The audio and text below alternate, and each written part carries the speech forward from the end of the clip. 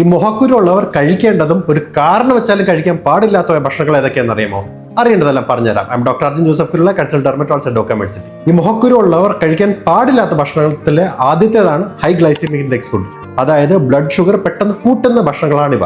ഇതിനുള്ള best examples ആണ് cake, pastry, soft drinks, biscuits, milk shakes ഒക്കെ. രണ്ടാമത്തെയാണ് ഹൈ സാച്ചുറേറ്റഡ് ഫാറ്റ് ഉള്ള ഫുഡ്.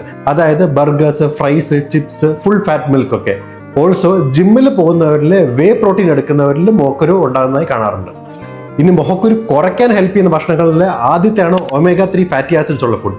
അതായത് അയല, മത്തി, വാൾനട്ട് പോലെയുള്ള ഭക്ഷണങ്ങളാണിവ. രണ്ടാമത്തെയാണ് വൈറ്റമിൻ എ റിച്ച് ആയിട്ടുള്ള ഫുഡ്. അതായത് കാരറ്റ്, ചീര.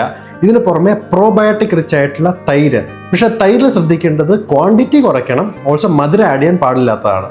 ഇതിന് പുറമെ ധാരാളം ധാന്യങ്ങളും വെജിറ്റബിൾസ് നമ്മുടെ ഭക്ഷണത്തിൽ ആഡ് ചെയ്യാൻ ശ്രദ്ധിക്കുക. ഈ ഭക്ഷണ രീതി ശരിയാക്കിയിട്ട് മോക്കുരു മാറാത്തവർ വിഷമിക്കേണ്ട ആവശ്യമില്ല. ഞങ്ങൾ ഡെർമറ്റോളജിസ്റ്റിനെ കൺസൾട്ട് ചെയ്യുക. മോക്കുരു ഉണ്ടാക്കുന്ന മറ്റ് കാരണങ്ങളും കണ്ടെത്തി അത് ചികിത്സിച്ചാൽ അത് ഈസിലി കൺട്രോൾ ചെയ്യാൻ പറ്റുന്ന അസുഖമാണിത്.